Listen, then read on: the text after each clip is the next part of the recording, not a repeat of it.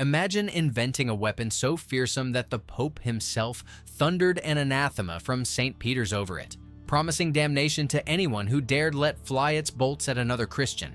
Kings, knights, and city councils scrambled to hide, hoard, or outlaw this new device, but the genie was already out of the quiver. Stay with me, because by the end of today's tale, you'll see just how many other medieval marvels met the same instant ban fate, and which of them is still technically illegal in parts of Europe today. If you love history served with a clash of steel and a spark of intrigue, unsheath that like button and smash subscribe like a siege ram. Every click tells the algorithm you want more hidden history deep dives, and it lets us keep forging stories sharp enough to pierce algorithmic armor. Now, onto our top 10 countdown of medieval weapons that were so disruptive, they were banned almost as soon as they appeared. The crossbow wasn't new in 1139, but its mass deployment terrified churchmen who saw commoners punching quarrels clean through nightly mail.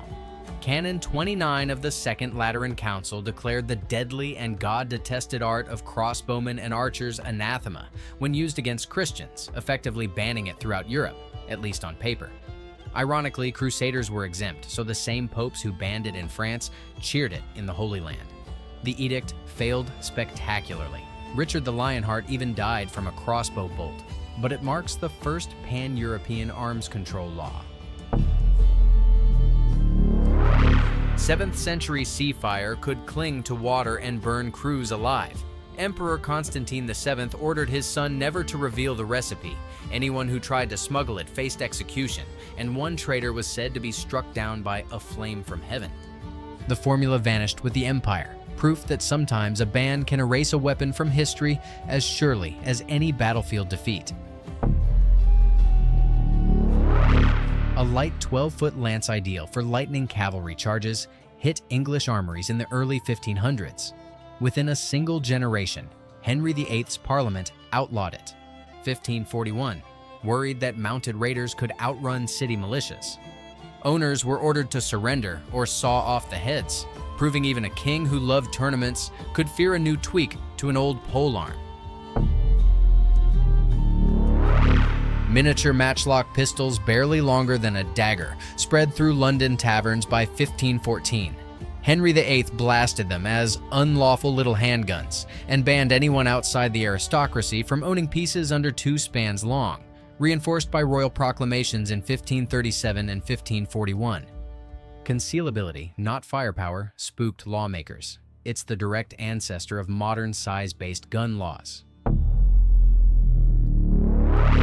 Carolingian blades, ancestors of the fabled Ulfbert, were so good that Norse traders paid fortunes for them. In 864, King Charles the Bald issued an edict making the sale of swords to Northmen punishable by death. The ban backfired. Vikings raided Frankish ports specifically to steal the prohibited weapons, turning embargo into motivation.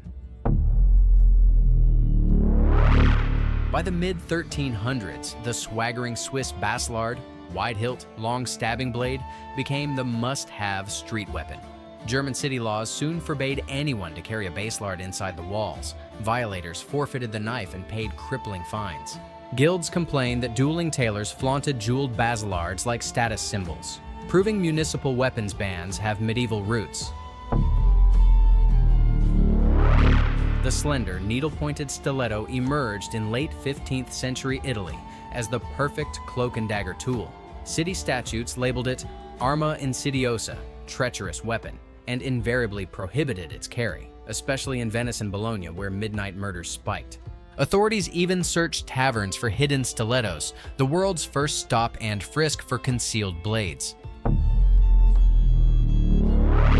Fed up with feuding nobles marching armed through market squares, Edward III's Parliament decreed that no man great nor small may go nor ride armed in public except on royal duty.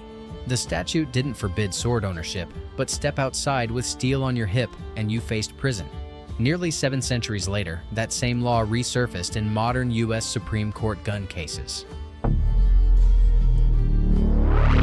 Melee tournaments were medieval MMA until fatalities threatened public order.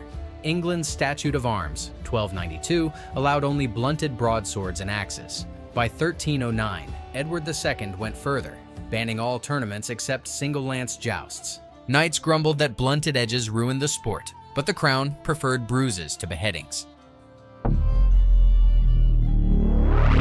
Toyotomi Hideyoshi unified Japan, then ordered every farmer to surrender swords, short swords, spears, firearms, or other weapons so they could be melted into a Buddha statue, which was never built. Violators faced execution. Entire villages were searched. The edict crystallized Japan's rigid class system. Samurai kept katana, peasants kept plowshares, and remains a textbook case of total civilian disarmament executed in a single summer. From Pope-blasted crossbows to nationwide sword sweeps, these bans show how quickly technology can upend social order, and how authorities race to cork the bottle once the genie of innovation escapes. History also teaches that bans rarely kill an idea. They merely add an outlaw mystique that can make a weapon more desirable. So, next time you hear a modern debate about new arms, remember, we've been here before, crossbow bolts and all. If you want the next episode, maybe the top 10 medieval war hacks that still work today, ring that notification bell. Until then, keep your blades blunted and your stories sharp.